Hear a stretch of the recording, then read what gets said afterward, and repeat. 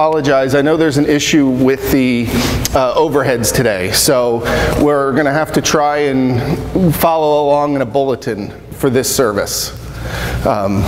So please bear with us with that.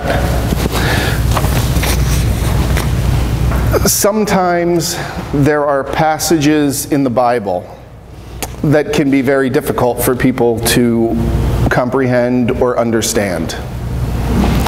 And for me, the passage in James is one of those. Now, you may be asking, how can the passage in James be difficult? It says to love your neighbor as yourself. It's pretty easy. But let me tell you a story. Every Saturday night at 5 o'clock, I log on to my computer and I do crisis counseling for people who are suicidal, depressed, just needing someone to talk to because they don't think they can go on. And these people range in age from 13 to mid-40s because it's a texting app. So therefore, it's geared to the younger crowd. And every Saturday night, I hear story after story of young children saying, I just can't go on. I'm not good enough. Nobody loves me. There's no reason to be here any longer. My family would be better without me. It's hard to hear. It's hard to hear so many people in this world saying, I don't love myself enough to be here and stay here in this world. As a priest that works with youth, I've heard the stories. I've heard the stories of our own kids. Of our own kids in this parish and in parishes that I've worked before who struggle with suicide, with self-harm, with depression, with any number of issues that they aren't comfortable talking about even to their own friends. Now, we also hear the good stories about how they've talked to their friends and helped their friend get through that crisis. And we've all been kids, but unfortunately today technology has changed the world of what it means to be a kid. It's no longer Dobie Gillis going out or any of those kind of Leave It to Beaver kind of shows where you go out and play. Today, it's a world where kids are instantly connected to everybody. And so it makes it hard for a kid to believe it's easy for a kid to believe what they hear other people saying. So for me, I propose that we are living according to how James writes. We do love our neighbors as ourselves, but the problem is we don't love ourselves. So therefore, we show each other how much we love them by how much we love us.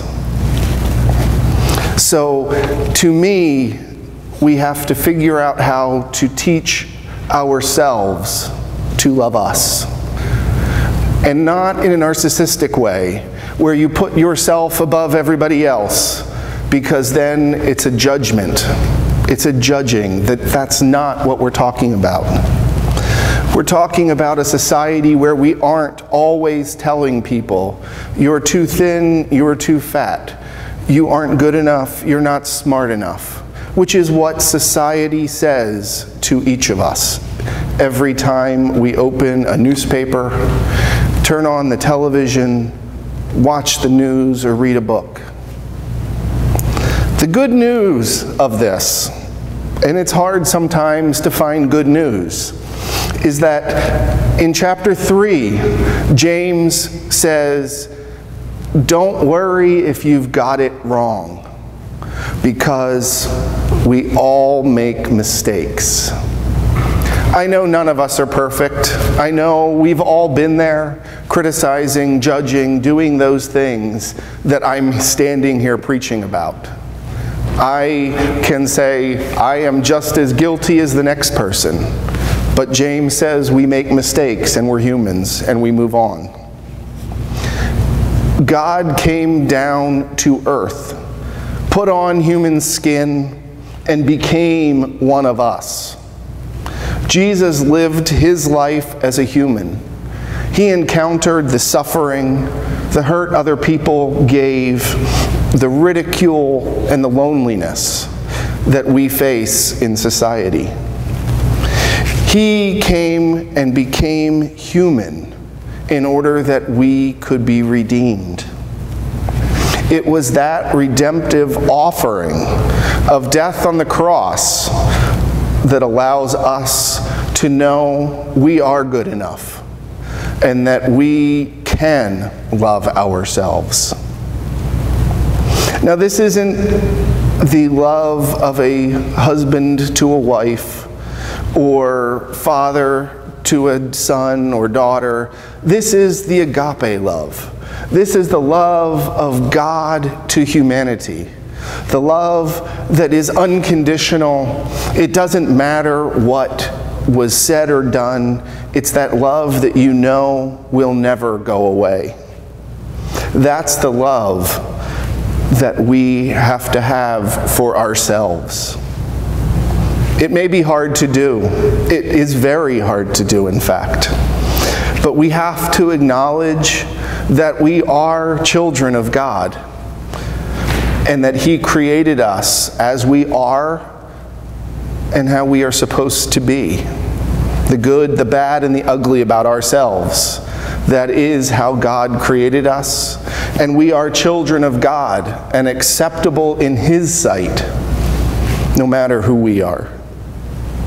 And the good news for us is also that God gives us the grace in the action of God to make us whole again, to make up for those times when we fall from perfection, when we don't feel perfect, when we can't love ourselves. It's a gift that God gives us freely and says, it's okay. I forgive you and I love you. I won't let things that you've done wrong define who you are as a person. It's through those moments when God says to us that we are children of God, forgiven and restored, and that we can fully understand that we're sinners and saints at the same time. That it doesn't matter what our flaws are. That we're able to accept the love of God and reflect that love onto other people. On a Saturday night, when I get done 5 hours or 4 hours online, I never know what's the end result of the people that I spoke with. I don't know whether my time talking to them has truly changed their life, whether they will still do something that evening and end their lives. But I do know that when I get done my shift, I lift it up to God to say, I am working and trying to love others as I love myself. And I can only ask that those people also love themselves. Because until we can love ourselves with all of the things that we might do wrong, we are perfect in God's eyes.